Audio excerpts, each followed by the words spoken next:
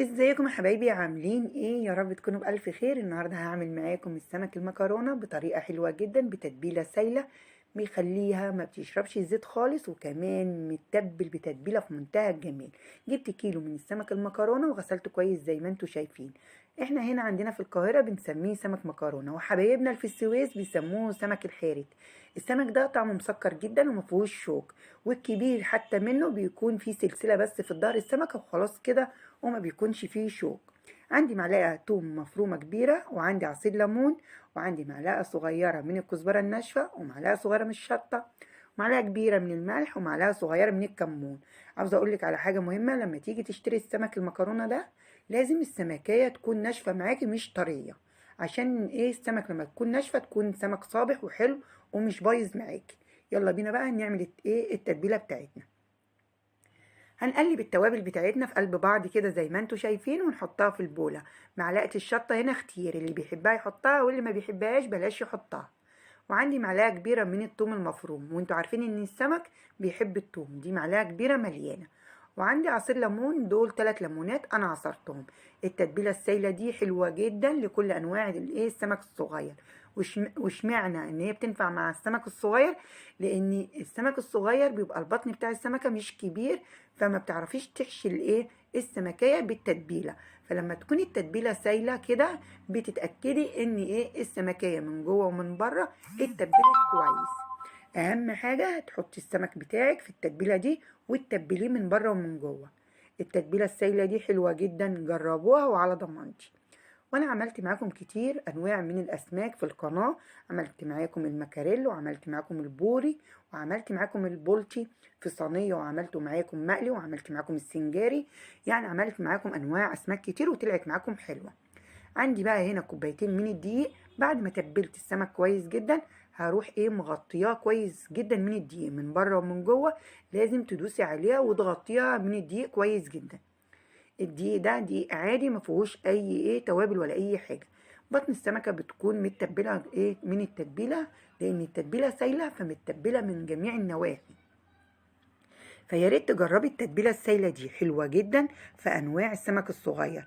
وزي ما قلت لكم هي بتنفع في الاسماك الصغيره، عشان الاسماك الصغيره ما فيهاش مساحه تحطي فيها السمك ما في التتبيله متماسكه. حلوه جدا ان انتي بتكوني عامله تتبيله سايله. اللي ما بيحبش السمك هيحب السمك دوت، لان التتبيله حلو جدا وكمان ما فيهوش شوك. ولو عندك اطفال صغيره حلو جدا ان انت تاكليهم من السمك ده ما فيهوش شوك. انا كده تبلت السمك، كيلو السمك المكرونه تبلته وغلفته كويس من الدقيق. هنركن بقى الطبقين بتوعنا دول كيلو ما شاء الله، شايفين بركه قد ايه في الكيلو. تعالوا بقى نشوف هنعمل ايه في باقي التتبيله اللي تبلنا بيها السمك. هنجيب نص كوبايه من الميه، ميه فاتره من الحنفيه عادي. وهنحط كمان نص معلقه كبيره من الكمون. وهنحط كمان ربع معلقه كبيره من الملح. اهي ربع معلقه كبيره من الملح، ونقلب كويس. التتبيله ديت اللي كانت باقيه من السمك. كده قلبنا الملح والميه كويس جدا في التتبيله والكمون. تعالوا بينا بقى على البوتاجاز ونشوف هنعمل بيها ايه باقي التتبيله بتاعتنا. يلا بينا بقى على البوتاجاز.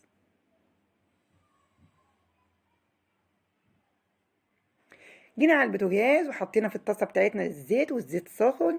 بعد ما الزيت سخن معانا هنجيب السمك اللي احنا مغلفينه كويس جدا من الدقيق، وهننزل في التتبيله السايله ونصفيها من التتبيله السايله، وبعد كده بنحطها في الزيت السخن. تعالوا اوريكم واحده تاني. ادي السمكيه اهي المتغلفه كويس جدا من الدقيق، واروح حطاها في التتبيله السايله وانزل بيها في الزيت السخن. ولازم الزيت يكون سخن. الطريقة بتاعتي دي حلوة جدا وهتعجبكم، واحلى كتير لما تشتري السمك من عند المحلات.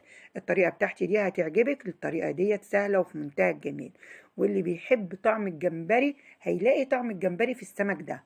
لان فعلا لما بناكل السمك دوت المكرونة بنحس ان احنا بناكل جمبري. السمكية كده صغيرة ومقرمشة وما فيهاش شوك، وطعمها في منتهى الجمال. وكمان التتبيلة متبلاها حلو جدا وطعمها حلو جدا. انا قلت لك كل اسرار السمك، ولما تيجي تشتريه تشتري الناشف منه، ما تشتريش ايه السمك الطري. لما تيجي تشتري السمك تشتريها الناشفه. وكمان كل ما كانت حجم السمك صغير كل ما هيكونش فيه شوك خالص، وهيكون طعمه كمان مسكر. من احلى الاسماك اللي ممكن تعمليها، جربيها بجد وعلى طريقتي، ولما تجربيها هتدعيلي. بلاش تحكموا على الحاجه من قبل ما تجربوها. التتبيله ديت اللي احنا غلفنا بيها السمك تتبيله حلوه جدا.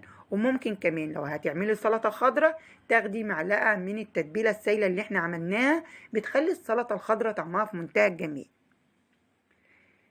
السمك بقى ده بنعمل جنبه ايه رز بالبصل، وبنعمل جنبه سلطه، وبتبقى اكله في منتهى الجمال. شايفين لون السمك؟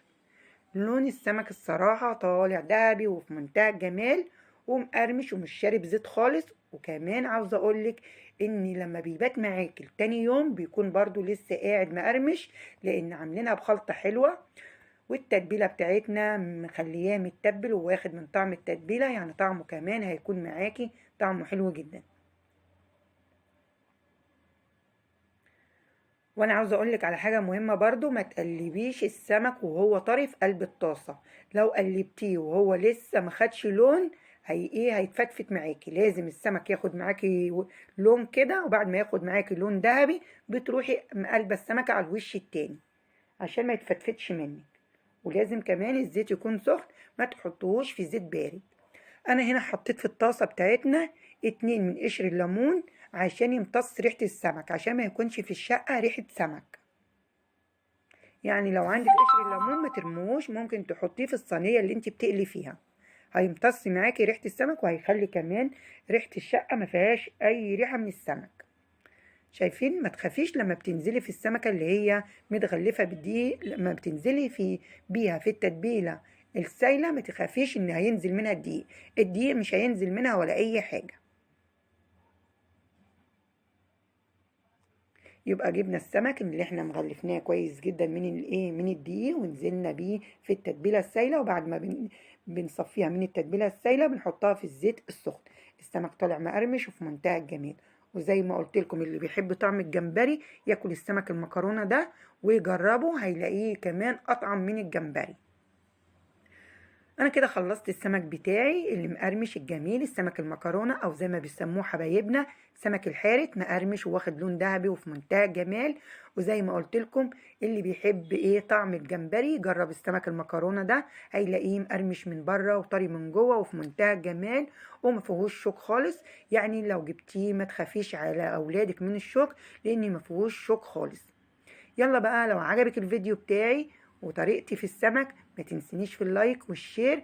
وكمان لو مش مشتركة معايا في القناة ممكن تشتركي وتدوسي على الكل عشان يوصلك كل جديد من مطبخكم. مطبخ بألف هنا مع ليلى. وكل سنة وانتم طيبين بمناسبة رأس السنة، والسنة الجاية تكون سنة سعيدة عليكم وبألف هنا.